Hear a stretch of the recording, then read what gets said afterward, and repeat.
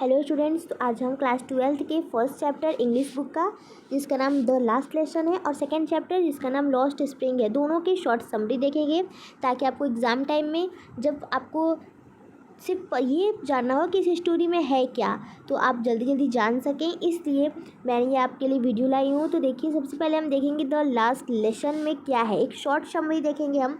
देखिए, the story is about a named friends. तो the last lesson जो chapter है उसमें का ये शॉर्ट समरी हमारा है। तो उसमें क्या है पहले कि the story is about a boy named friends. He did not like school and often skipped his French class. One day he was late for school. He saw many people near the town hall.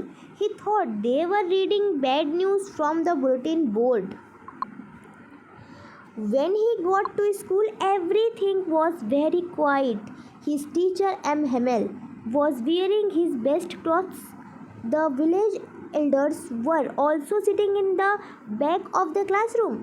M. Hamel told everyone that it was their last French lesson. The German government had ordered that only German would be taught in the school in Alsace and Lorraine. From the next day, Franz felt very bit sad. He wished he had studied French more. M. Hamel taught with great care. Everyone listened closely. At the end, M. Hamel wrote "Vive la France" on the board and dismissed the class. तो यहाँ हमारा जो first chapter है उसका short summary ख़त्म होता है। अगर किसी बच्चे को नहीं समझ आए तो वो यहाँ इंग्लिश में हिंदी में समझ ले। देखिए, जो ये कहानी है वो फ्रेंड्स नाम के लड़के के बारे में है। उसे स्कूल पसंद नहीं था और न वह अक्सर अपनी जो फ्रेंच क्लास था वो छोड़ भी देता था। एक दिन उसे स्कूल जाने में लेट हो गया, देरी हो गई उसने टाउन हॉल के पास बहुत लोगों को देखा। उसने सोचा कि वे लोग जो है कि बुलेटिन बोर्ड से बुरी खबर जो है वे पढ़ रहे होंगे। जब वो स्कूल पहुंचा तो सब कुछ बहुत शांत था। उसके शिक्षक एम हेमेल ने अपने सबसे अच्छे कपड़े पहने हुए थे। गांव के बड़े बुजुर्ग भी कक्षा में पीछे बैठे हुए थे और एम हेमेल ने सभी को ये बताया कि ये जो क्लास है उनकी आखिरी फ्रेंच की क्लास है। जर्मन सरकार ने ये आदेश दे दिया था कि अगले दिन से अलेंस और लोरेन में के स्कूलों में केवल और केवल जर्मन ही पढ़ाई जाएगी। ठीक है, अब फ्रांस को बहुत दुख हुआ। जो फ्रेंच था उसे बहुत दुख हुआ। उसने सोचा कि काश मैं पहले फ्रेंच और मैं अच्छे से पढ़ लेता। एम हेमेल ने बहुत ध्यान से पढ़ाया था, सभी ने ध्यान से सुना। अंत में एम हेमेल ने बोर्ड पर लॉन्ग विल फ्रांस लिखा। इसका मतलब होता है फ्रांस जिंदाबाद। और जो क्लास था उसकी छुट्टी कर दी, क्लास को डिसमिस कर दिया। तो ये था द लास्ट लेसन का शॉर्ट समरी। आई होप आपने अगर चैप्टर नहीं पता है तो भी आपको तो ओवरव्यू थॉट मिल गया होगा। नेक्स्ट चैप्टर पे आ जाते हैं जिसका नाम है लॉस्ट स्प्रिंग। तो देखिए, lost spring tells a story about poor children in India. The first part is about Saheb, a rag picker from Simapuri. He lives a very poor area and looks for valuable things in garbage. He dreams of going to school but cannot. He later gets a job at a tea stall, but he is no longer his own master and feels sad. The second part is about Mukesh, a boy from Firozabad.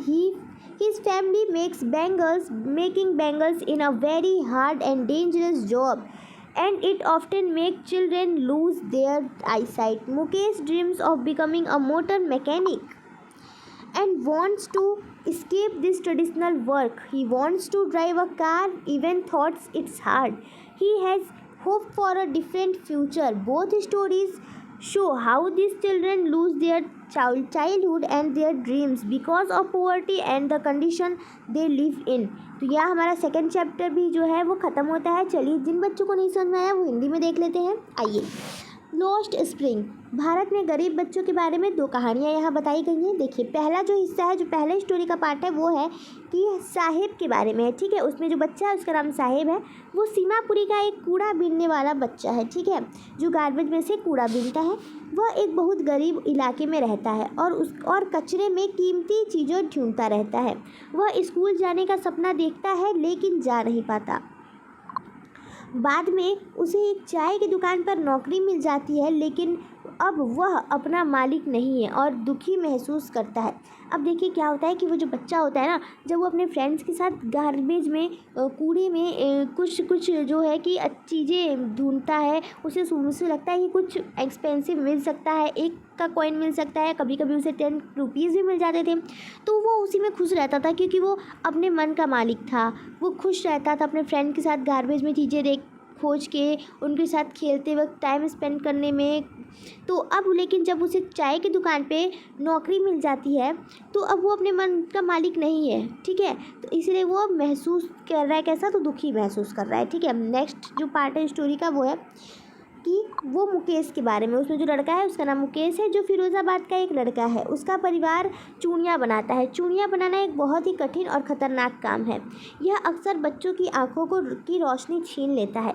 तो मुकेश जो है वो एक motor mechanic बनने का सपना देखता है और इसी पारंपरिक काम से जो चूड़ियाँ बनाने का काम है ना, इसे यहाँ पारंपरिक काम कहा जा रहा है, इससे वो बचना चाहता है। देखिए, वह कार चलाना चाहता है, हालांकि यह मुश्किल है क्योंकि वो काफ़ी गरीब है, लेकिन उसे एक अलग भविष्य की उम्मीद है।